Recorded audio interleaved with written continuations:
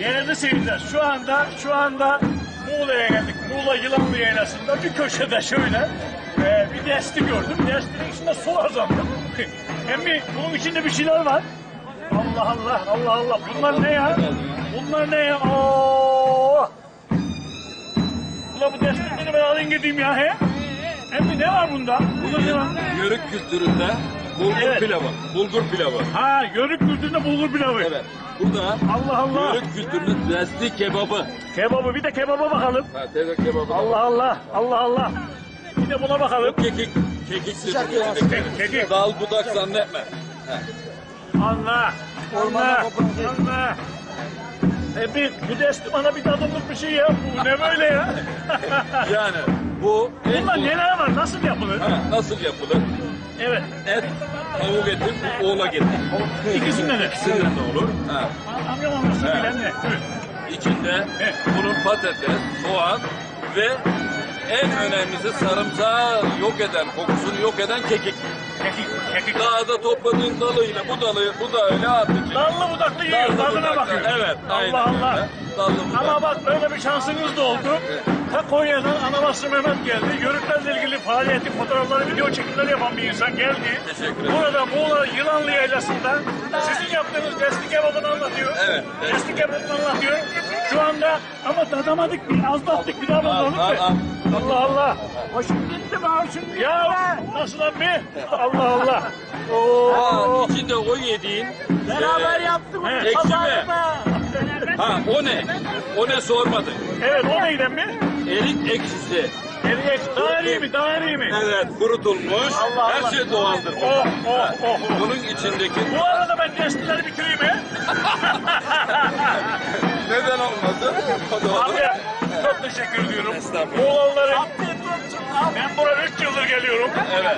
3 yıldır ilk defa bir sofraya buyur edildim. Teşekkür Allah razı olsun, sağ olsun. Afiyet olsun. Sağ olsun. Afiyet olsun. Afiyet olsun. Çok teşekkür ederim. Muğla Kavaklı'da köyleri misiniz? Yörük müsünüz? Evet, yörük. O zaman Karaketillerdeniz. şu kamerayı bana bir ver. Ben bunları şöyle bir gene konuşturayım bakayım. Bir dakika bakayım. Emmi, Yörük her zaman atasına ötesine sahip olan insandır. Şu anda Atatürk'ümüzün rozetiyle buradasınız. Evet. Hepinizde o var. Vatana millete sahip olan, vatana milletine bağlı olan, inanın bu milletin özü sizlerle beraberiz. Amca bir tanıyalım o zaman sizleri. Emekli öğretmenim ben. Yörük, bakın şöyle bir şeyle başlayalım. Göklere çıksan da yine seni yer yer. Onun için onun adı olduğu yer, o insanı kendi besler, kendi yer.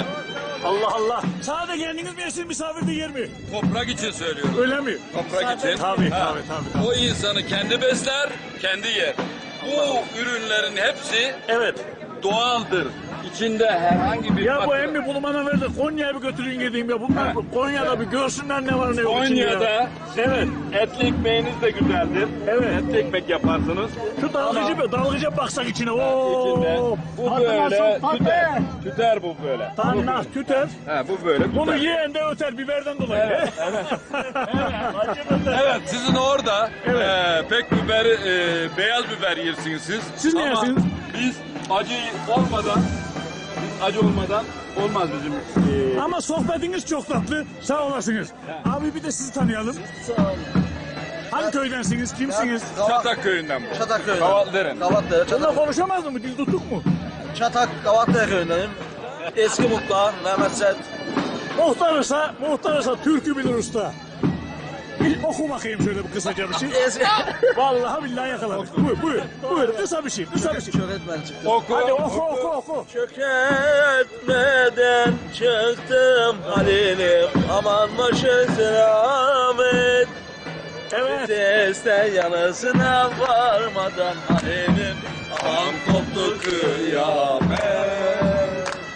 Viteste yanısına varmadan Halil'im. Aman koptu kıyamet.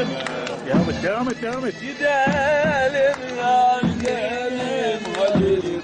Çökertmeye varalım. Gidelim Halil'im. Çökertmeye varalım. Bol